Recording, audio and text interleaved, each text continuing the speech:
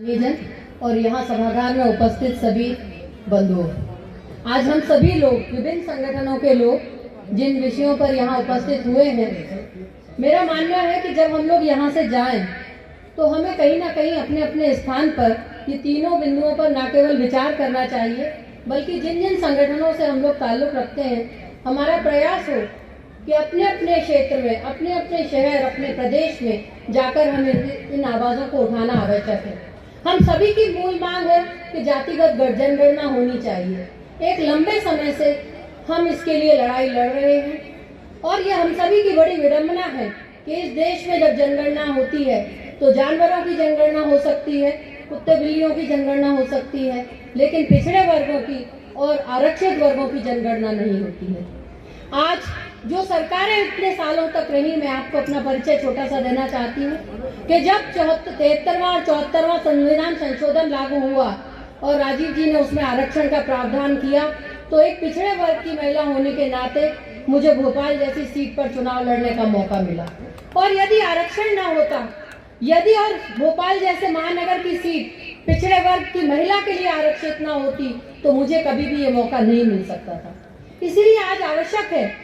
हम सभी लोग इस बात को समझें कि आरक्षण का जो अधिकार हमें संविधान में मिला है, हम उसकी रक्षा करें और हम उसे ये देखें कि जो सरकारें भी सत्ता में आ रही हैं, कहीं वो पिछले दरवाजे से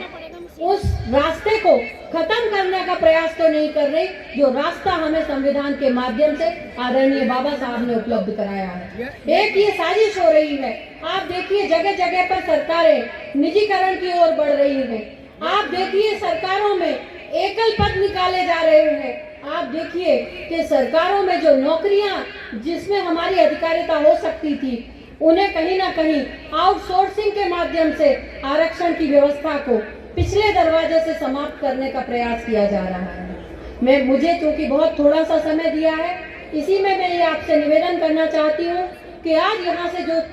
छोटी सी चिंगारी होगी, हम सभी को उसे सहेज कर अपने अपने प्रदेश में ले जाना पड़ेगा। और जिन संस्थाओं के साथ हम काम कर रहे हैं, हमारा प्रयास हो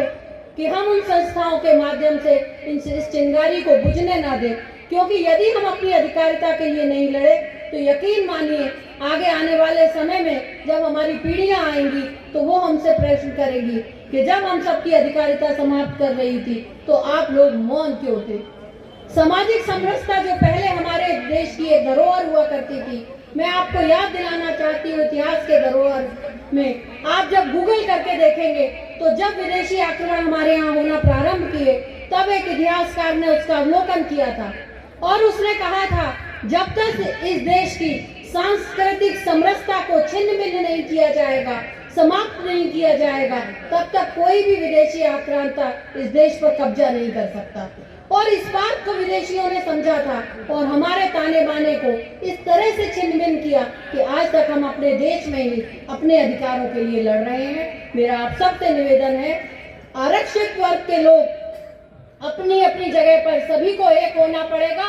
और हमें ये समझना पड़ेगा कि यदि एक दूसरे से हमें लड़ाते रहे लोग, तो यकीन मानिए कि भले ही पिछड़े वर्ग के लोग इस बात से प्रसन्न हो कि अनुसूचित जाति जनजाति का अधिकार समाप्त हो रहा है, लेकिन जब उन पर मार आज जिस तरह से महाराष्ट्र में प्रारंभ हुई, तो कहीं ना कहीं पूरे देश के पिछड़े वर्गों के लोगों ने ये सोचा कि महाराष्ट्र में पिछड़े वर्गों की अधिकारिता समाप्त हुई है, हमें क्या लेना देना। लेकिन आप देखिए कि दूसरे चरण के रूप में आज मध्य प्रदेश में भी पिछड़े वर्गों की अधिकारिता समाप्त कर दी गई है और ऐसे ही धीरे धीरे ये आगे बढ़ती जाएगी। आप सबसे यही निवेदन है कि हमें आप सबके आपस में एक दूसरे के अधिकारों के लिए सजग होना पड़ेगा।